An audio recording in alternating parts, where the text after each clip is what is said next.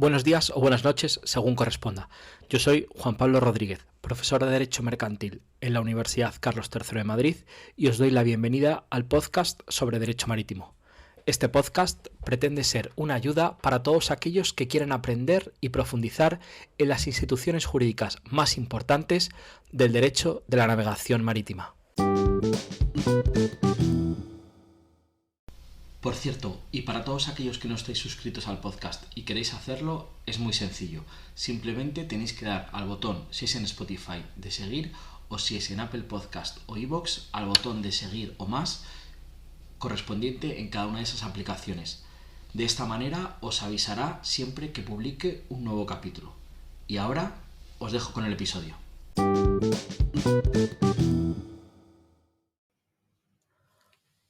Hola a todos y bienvenidos un capítulo más al podcast sobre Derecho Marítimo. Hoy tengo el placer de hablar con Iranzu Sedano. Iranzu es abogada en el despacho especializado en Derecho del Transporte Ayón Abogados y actualmente ya se encuentra en la sede de Bilbao. Iranzu, buenos días. Buenos días, Juan Pablo. En primer lugar, agradecerte que me des la oportunidad de participar en tu podcast sobre Derecho Marítimo, tratando precisamente un tema tan interesante como el que vamos a tratar hoy, que son precisamente los lugares de refugio. Pues muchas gracias a ti por prestarte a participar y efectivamente, como bien anticipabas, quería hablar contigo sobre los lugares o los puertos de refugio, porque es un tema quizás muy desconocido para mucha gente, incluso aún dedicándose al derecho del transporte, y quería contigo pues tratar este tema. Y la primera pregunta que te quería hacer, como es lógico, es ¿a qué nos referimos o qué son los lugares de refugio? Genial. Vale, pues yo creo que a todos nos suena al menos el término lugar de refugio, lo referente al derecho marítimo, gracias a accidentes marítimos muy conocidos, como por ejemplo el que ocurrió en 1999, el Erika, o el que ocurrió poco después en 2002, que fue el Prestige, o en el Flaminia en 2012, por ejemplo. Sin embargo, a la hora de definir concretamente a lo que nos referimos cuando hablamos de un lugar de refugio, pues considero que debemos atender a la definición que hace la OMI sobre este término, ya que define el lugar de refugio como un lugar en el que un buque que necesita de asistencia por el motivo que sea, pues puede tomar las medidas necesarias que le permitan estabilizar su estado y reducir así los peligros de la navegación, así como proteger la vida humana, que sería lo principal, y el medio ambiente. ¿Y cuáles serían, a tu juicio, los criterios que se tienen que tener en cuenta a la hora de decidir qué lugar de refugio es el más adecuado? Es decir, cuando nos encontramos ante una de las situaciones que has descrito, ¿cuáles son los criterios que hay que tener en consideración? Bueno, me parece muy importante destacar que los puertos o los lugares de refugio a priori no tienen derecho a remuneración alguna por el servicio de asistencia que se da, ¿no? Por el refugio que se da. Entonces, por así decir, en una primera fase, el interés por solicitar el refugio, por protegerse, pues recae únicamente en el buque que necesita la asistencia. Y para el Estado costero que emite ese refugio, pues sí que acarrea unos riesgos bastante importantes de contaminación para sus costas principalmente. Sin embargo, pues si hacemos o ampliamos la perspectiva, el no prestar el refugio necesario en el momento oportuno, pues podría hacer que esos daños para el estado costero y sobre todo para el medio ambiente, además de para el buque y para la carga, pues incrementen muchísimo. Entonces, a la hora de valorar qué lugar de refugio es el más adecuado en caso de que los estados quieran darlos, pues sí que se tienen en cuenta diferentes criterios, como por ejemplo podría ser el principal siempre es la seguridad y la protección de las personas que estén a bordo de la embarcación en ese momento. Una vez que ya las personas que están a bordo de la embarcación se han asegurado en la medida de lo posible, pues se trata de asegurar el buque y la carga. También se tiene que tener en cuenta, por ejemplo, si el lugar de refugio que se propone pues, es próximo a zonas residenciales con poblaciones densas. En ese caso también se daría prioridad siempre a la seguridad y la salud de la vida humana de esas personas que viven ahí. Se tratará de proteger también el mar y las zonas costeras, cualquier instalación sensible que haya o con un impacto socioeconómico importante en el área de refugio. También se tendrá que tener en cuenta aspectos como, por ejemplo, la previsión meteorológica o el viento. Y bueno, en general el lugar tiene que ser un lugar adecuado para las maniobras que requiera el buque en su situación. Ujú. Y quizás este tema que, como decía al principio, a muchos nos pueda parecer un poco desconocido, porque bueno, pues tampoco es una práctica que se da todos los días tan habitual. ¿Se te ocurre o nos podrías comentar o ejemplificar esto que nos estás describiendo con algún caso práctico que pueda resultar interesante? Pues sí, mira, hay un caso real que es mi caso favorito porque es bastante cercano y relativamente reciente. Es el caso del Modern Express que aconteció en el puerto de Bilbao en el año 2016. Es un caso de éxito, pero es que además también es el primer caso español en el que se aplicaron las directrices europeas de 2002 relativas al establecimiento de un sistema comunitario de seguimiento de información, y posterior al 2016 pues en España no se ha dado ningún otro caso en el que haya que aplicarlas. Entonces sí que podemos decir que es un caso de bastante referencia para el sector. Para poneros un poco en antecedentes, pues el día 26 de enero de 2016, mientras el buque Modern Express navegaba por la zona SAR de Reino Unido, dio un aviso de Mayday porque tenía una escora bastante importante, una escora de aproximadamente unos 30 grados. Y además, como a perro flaco todos son pulgas, pues también había unas condiciones meteorológicas reinantes bastante adversas en ese momento, había mucho oleaje y temporal. Entonces el buque rápidamente derivó hasta la zona SAR francesa. El buque decidió presentar su solicitud de refugio frente al MAS, que es el Servicio Marítimo de Asistencia, y el MRCC, el Centro de Coordinación y Salvamento Marítimo de Francia, como es lógico porque, como hemos dicho, en aquel momento el buque estaba en Francia, pero por si acaso, y como es habitual en estos casos, también contactó con SASEMAR en España y SOSREP en Reino Unido, en concreto el día 31 de enero de 2016.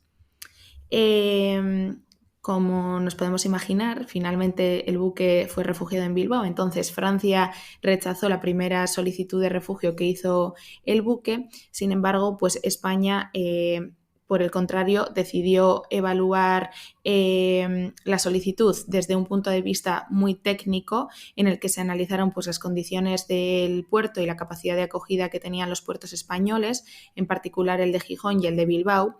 También se esbozaron los primeros pasos o planes para dar la acogida al buque, y bueno, pues finalmente se decidió que el puerto óptimo para dar refugio al Modern Express era el puerto de Bilbao, principalmente por la cercanía que había entre el buque que estaba en las Landas, más o menos en ese momento, y el puerto de Bilbao y la gravedad de la escora. Sí que me parece importante resaltar que una condición esencial para autorizar el refugio solicitada por España fue una garantía económica. Se solicitó una garantía en concreto de 21.598.600 euros, que casualmente coincide con la garantía máxima determinada por el Real Decreto que se aplica en España, que es el 210/2004. En este caso, en el caso del Modern Express, pues los riesgos eran bastante elevados desde un punto de vista de contaminación, y también porque el buque pues tenía un riesgo grande de hundirse en la puerta de la entrada de Bilbao, del puerto de Bilbao. Así que ya solo los gastos de lucro cesante derivados de ese acontecimiento pues hubiesen sido muy superiores a la garantía solicitada. En este caso, el Modern Express, en vez de hacer, pues como todos nos podemos imaginar, una transferencia o un ingreso del importe que, repetimos, eran 21,5 millones, un importe muy importante, decidió presentar una carta de garantía de su club de P&I, una letter of undertaking. Su club de P&I en ese momento era el GAR. Es un club muy solvente con un rating A, y precisamente por ese motivo fue por el que la Administración española decidió aceptar la carta de garantía de ese club. Bueno, finalmente no se ocasionaron daños, afortunadamente, ni se generaron gastos, así que no fue necesario ejecutar la garantía. Ujú. Y dejaré luego en las notas del podcast un enlace a un vídeo de YouTube donde se ve con muchísima claridad cómo fue esta operación de alguna manera de salvamento y luego de acceso a refugio del caso Modern Express. Porque yo también es un caso que utilizo ciertamente cuando explico salvamento y cuando explico este tipo de cuestiones en clase en Derecho de Navegación Marítima. Nos has comentado un poco previamente algunas cuestiones, pero te quería preguntar, por si querías profundizar algo más, ¿cuál es la autoridad competente para tomar la decisión de refugio y si hay un único sistema o existen otros tipos de sistemas que nos puedas comentar?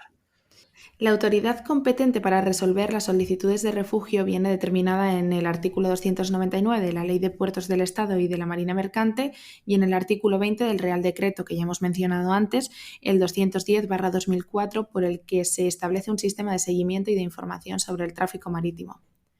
La autoridad competente en España, sin duda alguna, es el director o directora general de la Marina Mercante.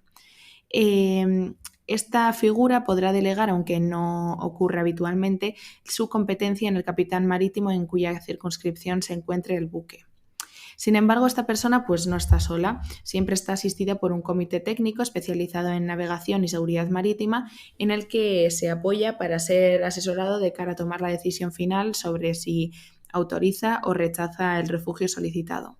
Generalmente este comité se compone pues, por el capitán marítimo, el jefe del distrito marítimo y las coordinadoras de inspección y seguridad marítima con autoridad en el lugar de refugio que se esté valorando. Sin embargo, también se suele incluir en ocasiones pues, a la autoridad portuaria en caso de que el lugar de refugio, como es bastante habitual, sea un puerto. Y respecto a la pregunta de si en todo el mundo es así, pues bueno, en España sí que la competencia está muy clara en el director general de la Marina Mercante. Sin embargo, pues por ejemplo, como curiosidad, hay países como el Reino Unido en el que no funcionan así y directamente la autoridad para tomar estas decisiones pues recae sobre un comité técnico especialista en la valoración de estos sucesos y no en un cargo especializado para ello. Uh-huh.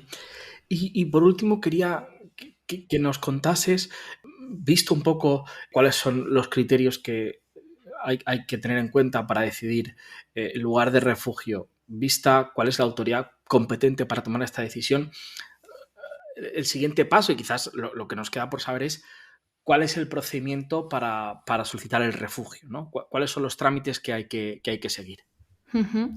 Bueno, el procedimiento para solicitar refugio he de decir que no es demasiado complicado, aunque sí burocrático.